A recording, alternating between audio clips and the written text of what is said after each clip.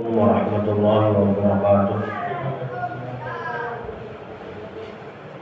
Alhamdulillah rabbil alamin wa bihi nasta'in ala umuri dunya waddin wa sallallahu ala sayyidina Muhammadin khatamin nabiyyin wa ala alihi wa sahbihi ajma'in wa la hawla wa la quwwata illa billahil aliyyil azim. Qala al-musannif rahimahullahu ta'ala wa nafa'ana bi 'ulumihi wa bikum fid dharaini amin. Qala al-musannif faslun arkanul islami khamsatun syahadatu an la ilaha illallah wa anna muhammadar rasulullah wa iqamus shalah wa ita'uz zakat wa shaumu ramadan wa hajjul baiti man istata'a ilaihi sabila. Faslun. Musannif pengarang kitab Safinatun Najah Syekh Salim bin Sumair ini memulai kitab beliau Safinatun Najah dengan menyebutkan rukun Islam. Lalu apa saja penjelasan dari Syekh Nawawi Al-Bantani di Kashfatus Syajah ini? Arkanul Islami khamsatun. Rukun Islam itu ada 5, yaitu la yanbani bi ghairiha. Islam itu tidak terbentuk, tidak terbangun dengan selain yang 5 ini. Karena yang dimaksud rukun ini adalah al-asas, pondasi. Jadi Islam seseorang itu atau buktinya Islam itu, pondasinya yang 5 ini. Fala yakunu min ghairiha, kada mungkin pakai yang lain. Ini wajib. Artinya maksudnya selain syahadat lah, sholat, puasa, zakat, haji. Yang 4 ini rukun Islam, artinya dalam Islam wajib digawe. Siapa yang menganggap kada wajib, maka keimanannya jadi bermasalah. Imannya terancam kalau meragukan, apalagi mengingkari kewajiban yang jadi rukun Islam ini. Yang pertama, syahadatu alla ilaha illallah.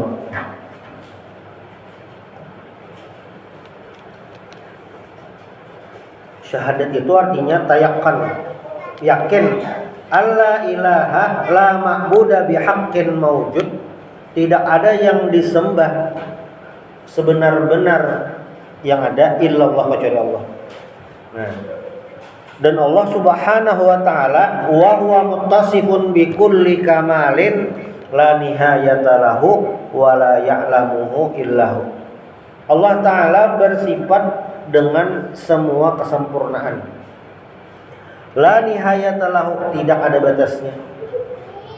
Wala ya'lamuhu illahu, dan tidak ada yang mengetahui itu semua kecuali Allah.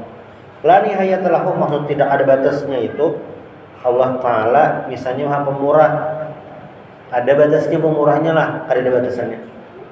Manusia misalnya memiliki keistimewaan, itu pasti ada batasnya. Makanya ada istilah di atas langit ada langit. Karena manusia berbatas, Allah Ta'ala ada. Apalagi Allah Ta'ala munazzahun an kulli naqsin. Allah Ta'ala maha suci dari semua kekurangan. Allah Ta'ala ada kekurangan. Kenapa? Karena yang ada kurang itu adalah manusia. Manusia bisa ngantuk, Allah Ta'ala ada ngantuk. Makanya di ayat kursi la ta'khudhuhu sinatun wala naum. La ta'khudhuhu sinatun wala naum.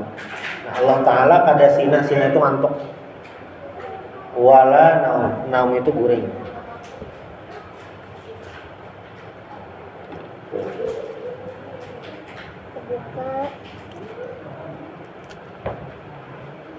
Nah, wa munfaridun bil mulki wa tadbir. Dan Allah Ta'ala munfarid itu menyorangan bil mulki, kekuasaan, wa tadbir, dan mengatur. Jadi yang mengatur semua dunia sealaman ini, langit bumi, Allah Ta'ala sendirian, munfarid, kada kedua. Makanya ada istilah kada mungkin kedua jagal atau dua matahari. Nah, ada istilah satu aja. Nah, Allah Ta'ala bang lebih daripada itu. Maksudnya Allah Ta'ala Maha Esa, munfarid, seorang aja yang mengatur bil mulki wa tadbir. Wahidun fi dzatihi wa sifati wa fa'ali. Maunya Allah Ta'ala Maha Esa. Allah Ta'ala memiliki sifat kudrah, kuasa. Manusia bang bisa sifat kudrah lah, maksudnya ada kuasa lah, ada. Tapi kekuasaan manusia ini berbatas. Allah Ta'ala bang ada berbatas. Manusia ada memiliki sifat al-mulk wa tadbir. Maksudnya manusia itu, sebagian manusia itu ada yang memiliki kekuasaan dibandingkan manusia yang lain, kayak raja-raja, wa tadbir, dan mengatur. Misalnya kayak Fir'aun, itu yang jahat. Namrud, itu yang jahat. Yang beriman Nabi Daud, Nabi Sulaiman, ada Raja Dzulkarnain. Itu walaupun memiliki al-mulk, kekuasaan, wa tadbir, dan mengatur, maka berbatas. Fir'aun walaupun kada garing saya taruh, cuma Fir'aun ini meninggalnya lamas di Laut Merah, mati lamas. Yang beriman bang kayak Nabi Daud sama. Walaupun Nabi Daud Nabi utusan Allah, raja, tapi kan berbatas, kada selama-lamanya. Bahkan Nabi Sulaiman alaihissalam, yang mana kekuasaan beliau itu manusia, antaranya lah binatang, jin, Nabi Sulaiman. Tapi apa?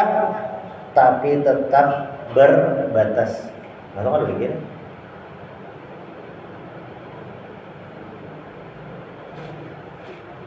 Raja Dzulkarnain. Jadi kalau kita lihat di surah Ashabul Kahfi, ada kisah Raja Dzulkarnain dan ada hubungannya lawan Ya'juj dan Ma'juj. Jadi Dzulkarnain ini, Raja Dzulkarnain ini yang mengurung Ya'juj dan Ma'juj. Berarti adalah sudah Ya'juj Ma'juj sudah ada, cuma dikurung. Di mana dikurung? Ada tahu, wallahu alam. Cuma bilanya jamnya keluar. Jadi ada makhluk-makhluk yang akhir zaman di kiamat kubro itu muncul, Ya'juj Ma'juj, Dajjal. Nah, ini makhluknya sudah ada tapi belum jadwalnya keluar. Wa anna Muhammadan Rasulullah. Nabi Muhammad adalah utusan Allah. Nah, syahadat ini istilahnya ada syahadat tauhid lawan syahadat rasul. Syahadat tauhid itu adalah mengakui Allah Ta'ala Maha Esa. Bilanya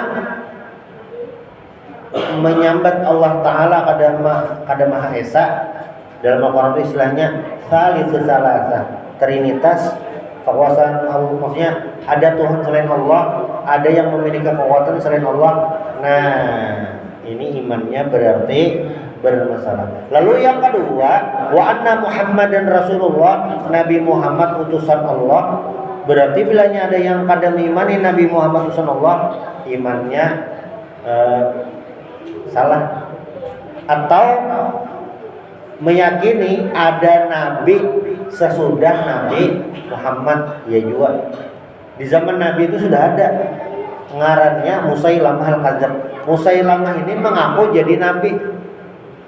Nabi masih hidup dan dia mengaku jadi nabi. Salahnya di mana? Jadi Musailamah ini mengaku aja bahwasanya Nabi Muhammad utusan Allah.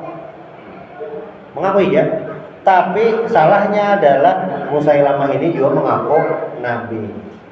Jadi meyakini Nabi Muhammad utusan Allah itu sepaket sidin utusan Allah, ya juga sidin nabi yang terakhir. Waqtalafal ulama'u fi bi'tsatin Nabi sallallahu alaihi wasallam ilal malaikah. Nah, ulama beda pendapat, Nabi Muhammad ini diutus ke malaikat kah atau kadakah? Nah, itu. Imam Hulaimi lawan Imam Baihaqi mengatakan kada diutus ke malaikat. Imam Suyuti, Taqiyuddin As-Subki itu memadahkan diutus kepada malaikat. Kayak itu. Berdasar yang memadahkan diutus kepada malaikat itu, bu'istu ilan nasi kafatan. Maunya Imam Subki itu memadahkan Nabi Muhammad malah diutus ke semuanya. Nah, cuma yang jelas lah dibandingkan nabi yang lain, Nabi Muhammad ini memang diutus untuk semuanya. Di semuanya maksudnya kada orang Arab aja, orang non Arab pun, ajam istilahnya kayak kita itu dapat seruan dakwah juga. Beda umat terdahulu, Nabi Musa Bani Israel aja, Nabi Yunus orang kampung Sidin aja, Nainawang ngaranna. Nabi Hud kaum Adja, Nabi Syuaib di kampung Sidin aja, Nabi Soleh itu kaum Samud, Nabi Lut itu kampung Sidin aja, penduduk satu, terbatas. Nah, tapi Nabi Muhammad gasan seberataan, beda jadinya.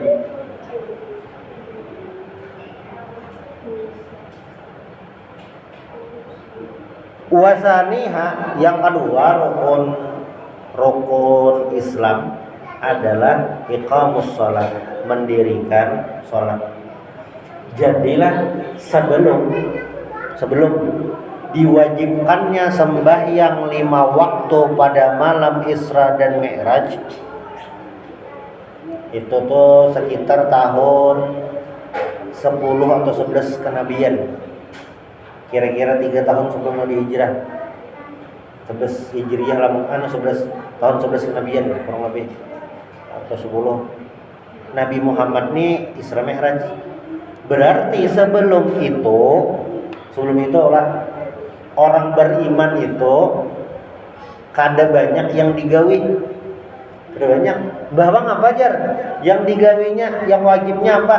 Jadi orang sebelum sembahyang diwajibkan, orang itulah buktinya Islam.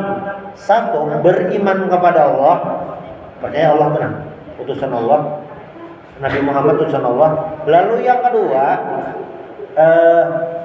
mengikuti ajaran Rasulullah yang umum-umumnya tentang akhlak. Jangan mencuri, jangan berzina, berbuat baik. Nah itu ya. Belum wajib sembahyang lagi. Berarti ada Nabi mah ada sembahyang lah. Kalau Nabi sembahyang, cuma syariat Nabi Ibrahim pagi dan sore. Tapi sembahyangnya ini belum wajib lagi. Bahkan dulu tuh kayak orang ya udah iman aja lah, iya. Itu dia. Berarti kadang kali lah amun secara ajaran memang kada banyak, tapi secara aktivitas itu ngalih benar. Kenapa? Karena orang-orang yang pertama beriman itu ditentang penduduk Mekah, dimusuhi. Termasuk aneh emang kan? Anehnya tuh aneh kan? Misalnya kayak Sayyidina Utsman. Kan Sayyidina Abu Bakar itu imbah masuk Islam bersyahadat langsung membawai pemuda-pemuda Mekah, Abdurrahman bin Auf, Talhah bin Ubaidillah, Zubair bin Awam, termasuk Utsman bin Affan. Nah Utsman ini pas ketahuan beriman bersyahadat langsung dihukumakan keluarganya. Padahal karena apa-apa, kayak itu benar ya. Karena apa-apa beriman kepada Allah, percaya Nabi Muhammad SAW, kayak itu aja. Berbuat baik, yang berbuat baik secara manusiawi, yang jujur, meninggalkan perbuatan jahat, dah itu ya, dimusuhi keluarganya. Sama kayak Mus'ab bin Umair. Mus'ab bin Umair ini salah satu orang terpandang di Mekah, crazy rich-nya waktu itu. Cuma pas ketahuan Mama Sidin beriman, Sidin dicoret dari kartu keluarga. Ikan kecapil bahasa gini, bisa kita. Kenapa gerak? Karena beriman. Nah pertanyaannya adalah, kenapa banyak itu aja? Banyak itu aja, kenapa dimusuhi? Padahal kan apa-apa. Kalau Bang Ibah beriman datang ke Ka'bah ada patung dihancuri, ada deh. Kalau Bang Ibah sudah beriman, kuitan ditampar, ada juga. Malah Ibah sudah beriman disuruh tetap taat kepada orang tua selama tidak menyembah berhala. Taat kepada kuitan, ibaratnya itu nalah jangan nyewa ini. Disuruh kuitan lo kariwak tetap tulan. Disuruh kuitan isiakan PLN, nih isiakan kan maksudnya. Asal yang tidak berhubungan dengan keimanan. Tidak aneh. Tapi dimusuhi, kenapa? Nah, karena ini orang-orang Quraisy itu sebenarnya paham apa yang Nabi ajarkan, Nabi bawa itu pasti akan membawa perubahan di masyarakat Mekah, bahkan di masyarakat Arab. Jadi ini gerakannya pasti akan membawa perubahan. Sebelum gerakannya ini membesar, sebelum gerakannya ini menguat, makanya dihentikan. Karena apa? Orang-orang Quraisy, orang-orang kafir Quraisy itu percaya dan meyakini apa yang digawi Nabi Muhammad ini kainannya pasti membawa perubahan. Inilah artinya lah orang kafir yang jelas-jelas kada hakon umat Nabi Muhammad, jelas-jelas inya kada percaya itu lawan Nabi Muhammad, meyakini gerakan Nabi Muhammad ini pasti mau perubahan. Apalagi yang beriman lawan Nabi Muhammad, Nabi Muhammad pasti membawa nih ke suatu yang bujur.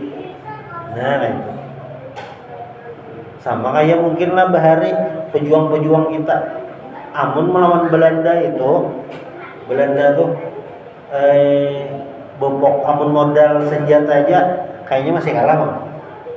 Karena Belanda persenjataan sudah lengkap. Cuma karena yakin ini adalah gerakan yang bujur, gerakan membawa sesuatu gagasan masyarakat, maka digawi. Menang kalah ada tahu Bang. Tapi yakin ini pasti karena di masa akan datang ada perubahan. Nah masyarakat Mekah itu yang beriman kayak itu meyakini Nabi Muhammad itu pasti ada perubahan. Rukun yang kedua adalah iqamus shalah, mendirikan salat. Salat itu apa? Afdalul ibadatil badaniyatil zahirah. Salat itu adalah ibadah zahir yang paling afdal. Zahir itu ibadah badan yang kelihatan, yang digawi. Paling afdal itu adalah sembahyang. Nomor 1. Wa ba'daha as-shaum. Nah, setelah sembahyang puasa. Berarti ini puasanya apa? Puasa Ramadan. Kayak itu.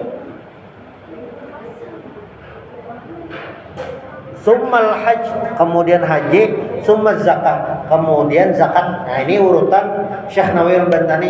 Jadi menurut Sidin, yang paling afdal itu sembahyang, lalu puasa, haji, hanya zakat. Fa farduha afdalul faraid. Nah, fardu yang paling afdal adalah salat. Sembahyang wajib, puasa wajib, haji wajib, zakat wajib. Nah, di antara nampak ini paling afdalnya, paling afdalul faraid. Sejujurnya ada 4 nih, banyak lagi yang wajib-wajib kita.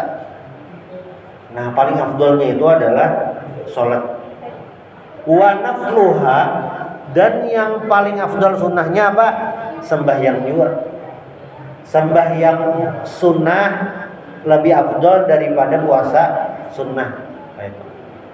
Sembahyang lebih afdol daripada puasa dari segi pahala lah.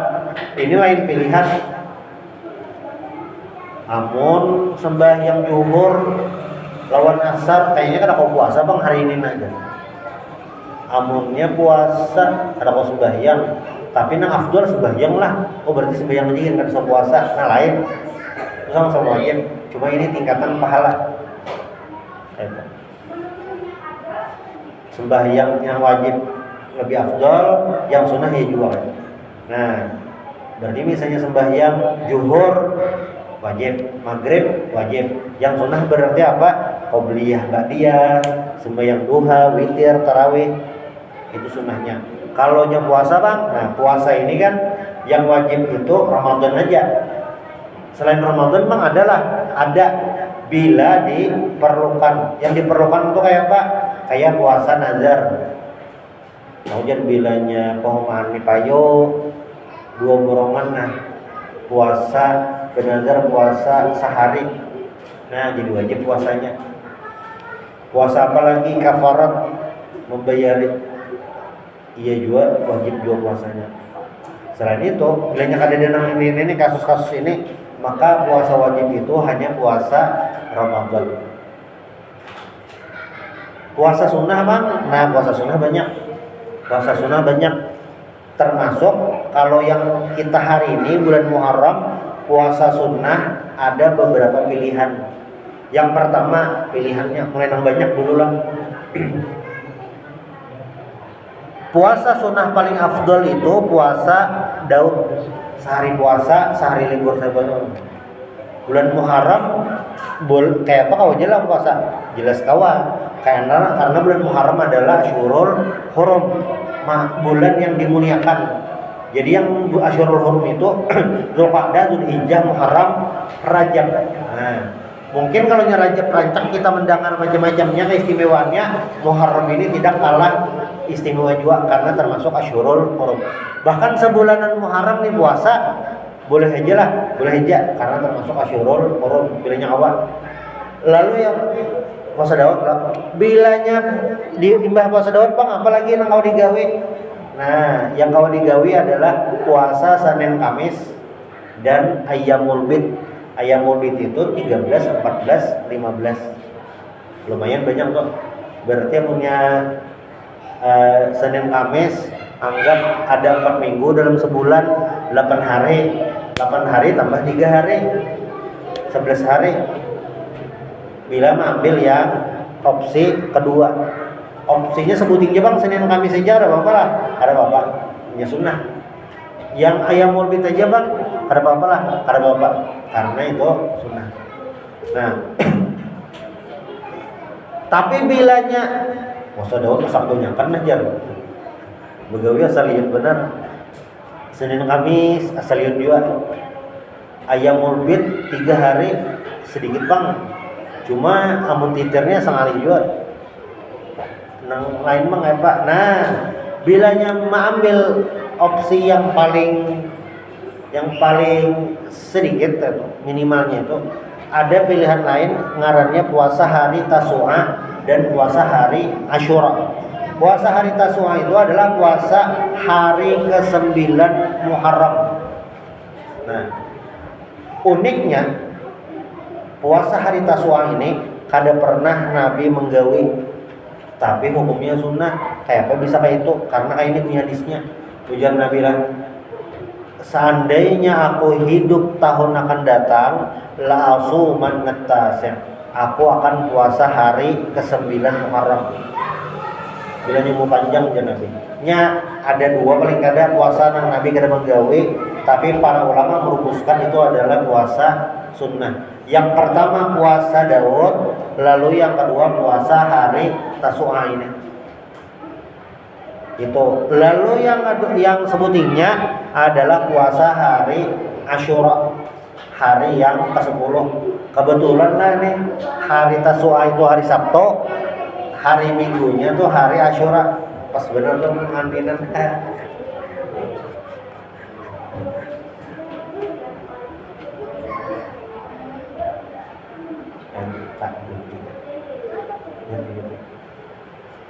Hari Asyura itu kenapa jadi istimewa? Karena banyak momen-momen penting di hari Asyura ini. Salah satunya adalah ujar Nabi itu, wa huwal yaumul ladzi najjallahu ta'ala fihi nabiyahu Musa alaihissalam. Karena hari Asyura itulah adalah hari di mana Nabi Musa diselamatkan. Ini kisahnya ini Nabi ini sampai ke Madinah. Pas sampai di Madinah, orang Yahudi ini puasaan. Ya Nabi, puasa apa ini? Kami puasa hari Asyura aja. Itu karena pada hari ini nih Nabi Musa diselamatkan. Ini Yahudi itu tahu Nabi Musa. Oh aja. Jadi Nabi Muhammad, amunnya kayak itu kisahnya, kita lebih berhak lalu puasa. Nah cuma ulama mensunahkan jalan puasanya dikawani supaya kada mirip-mirip benar lawan Yahudi tadi. Cuma ini sunnah aja. Dikawani itu maksudnya kayak apa? Dikawani tanggal 9 boleh Tasu'a Asyura. Bisa juga dikawani lawan hari ke-11. Namun kita hari tahun ini berarti hari Senin. Nah, itu pilihan. Amun puasa hari Asyura aja Bang, ada apa-apa lah, ada apa-apa. Jadi misalnya sebulanan Muharram ini nang opsi sehari aja kawal lah. Amun sehari aja dipilih hari Asyura. Amun kawa dua hari lawan Tasu'a. Amun kawa 3 hari 9, 10, 11, 13, 14, 15 Bang kawa aja juga. Nah tinggal memilih. Cuma bilanya harinya terdobel, kawan diniatkan 2 buting. Misalnya hari ke-15 hari ke-6 itu hari Senin atau Kamis, nah 2 buting niatnya berarti. Nah itu secara peringkat. Jadi sembahyang nomor 1, puasa nomor 2. Sembahyang wajib nomor 1, puasa wajib nomor 2. Sembahyang sunnah nomor 1, puasa sunnah nomor 2, urutan pahalanya.